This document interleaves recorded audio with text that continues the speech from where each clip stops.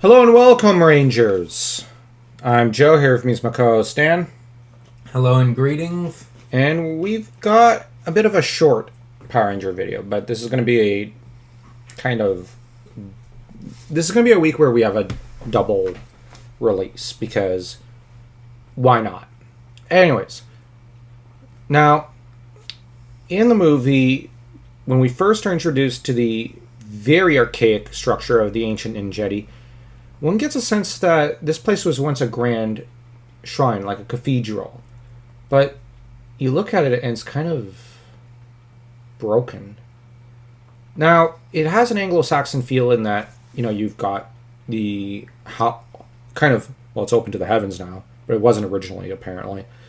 This hall, and at the center you have the fireplace. This is very Celtic and very Frankish and very Anglo-Saxon. But there's also an esoteric Asiatic element to the place. It's not, well, time's not been kind to this thing. And it's very eerie. And I guess eerie is perhaps the right word for the Ninjetti Shrine. And it might just be me, but it seems like a place that would be haunted or something. And I do wonder if maybe in-universe it is, by ancient spirits of the Ninjetti. Of course, Dulcia feels completely at home here, and it's basically her home, which, okay. She was probably young when it was built. She might have been. That would have been eons and eons ago. Because, for one thing, none of the Rangers ask her age, because you don't ask a lady her age. But that being said, I'd be curious to see how old she is. Bear in mind, Zordon is tens of thousands of years old. And Dulcia knew him from way back when, so she must be about Zordon's age. Maybe a little younger. And because Zordon wasn't always in his time warp. There was a time in ancient times when he was, able to move around and have tennis matches and play volleyball or some stuff like that. But Dulcia, for her part, was entirely... she's given an entirely different task, I suppose. Her duty is to protect the Temple of the Ninjetti. And to... Well, that's probably it. But she's the spirit of wisdom embodied within a woman. She's basically Minerva, or Athena. So, yeah. And given she's a blue-eyed maiden, obviously this is what she's supposed to harken back to, because Athena is gray-eyed in the Odyssey. She's called gray-eyed Athena. She's not called green-eyed, she's not called brown-eyed, she's not called black-eyed. She's called gray-eyed Athena. No matter how much Ares wished he could call her black-eyed. Yeah, he never stood a chance. I'll give it to her. She's actually supposed to be better than him. The only one who could probably outmatch both is Heracles. But Heracles is kind of the main character of Greek mythology in a lot of ways. And that also brings us to the fact that the Rangers are generally amazed and moved to be in this shrine and just look around kind of unsure of themselves. And I find that it's in this scene you really see how young they are. They are, in a lot of ways, children. And none of them, you could see that none of them are really historians. What I would do in such a shrine, me, I'd basically be trying to understand every angle of it. I'd be wanting to examine every symbol and every detail so that I can actually, later make a record of it or ask questions about it. And I'd genuinely want to know their history. But the Rangers are also not in a situation where they can do that. They have Zordon to worry about. And before they can really get comfy, Dulcia tells them that the great power they seek is in the great Monolith, at the heart of the great forest of Phaedos. And the monolith that we see in the distance juts right out of the forest. It's actually quite a bit of an eyesore. It's a hideous place. And, well, it kind of fits that a hideous place like that would protect power, because power objectively is not always a good thing. You you have to seize the ring of power, so to speak, in order to do what you have to for those around you. But it's not something you should accept happily or willingly.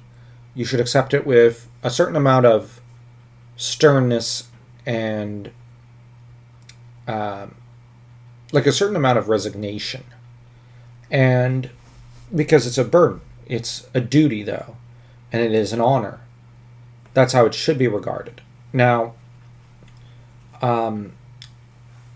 this is where the Rangers are, of course, extremely grave, which is the word I was looking for, grave. They don't regard the Great Monolith with any lightness, but with a certain gravity, which would fit with probably people twice or thrice their age. They do ask, what they should do and whatnot. And Dulcea does say, that they'll call upon the great animal spirits for help and guidance. And, we'll be approaching the animals next time. And this, she says, with a great deal of authority. She's not asking them. She's telling them. And what's interesting is that the Rangers willingly, I don't want to say submit, but defer to her. And this is where I will actually venture to criticize the mentor from Turbo. I have to bash her.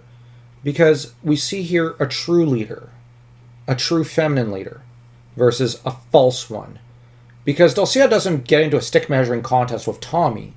Instead, what she does is gives them the orders and tells them, there's your objective. I will help give you all the tools and equipment you need that I can provide. I can't go with you, but I'll do everything I can in my power to make sure you can get there. And, I want to help. Now, she also speaks as a friend of Zordon's. The Turbo Shrew, which I like that wording, Turbo Shrew, she doesn't seem in any great hurry to help Zordon. She isn't. She's comfortable in his chair.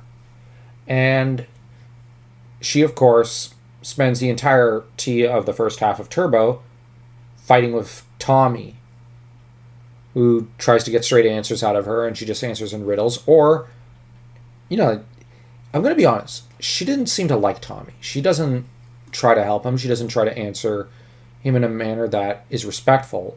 It's patronizing and disdainful. I'd even say she hates Tommy more than Zed probably does, to an extent. And it's just such an odd relationship. Maybe they shouldn't have gone with a mentor after Zordon. Well, they didn't need one. They only needed Alpha. They've already got all the lessons they needed within themselves. That is kind of what Dulcea is trying to teach them. You don't need me. You need to look inwards. There is a part of Zordon in each of you. Look to that. Look to Zordon.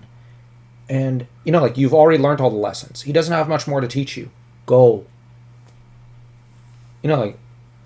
That's the thing. The mentor cannot stay there forever. The student must take on the burdens of leadership themselves. The Rangers are perfectly capable of doing that. And this is the difference between a well-written female mentor, Dulcea, and a badly written one. Turbo was badly written. And the mentor in there was terrible. I don't know what they were trying to do. I think they were trying to girl boss a mentor. And it doesn't really work in Power Rangers. Dulcea feels a lot more smooth. And while she tries to kind of bully the Rangers a little at first, once she realizes they're with Zordon, like in the other scene, she had a flash of guilt. And immediately kind of apologizes and says, all right, I'll show you the way. You know, like, she admires Zordon. She reveres him. She wants to protect him. And when she realizes these are basically his kids, she then goes, oops, sorry. Guess I'm cutting your aunt. Yeah, let me give you a long belated Christmas gift and birthday gift, or 17 of them. Like, she's like, whoopsies. But you see it from her perspective. She was, dealing with a bunch of kids, and she's trying to protect them and scare them off and tell them, listen, this isn't like Earth. This is a terrifying, evil place. And yes, the secret power is good.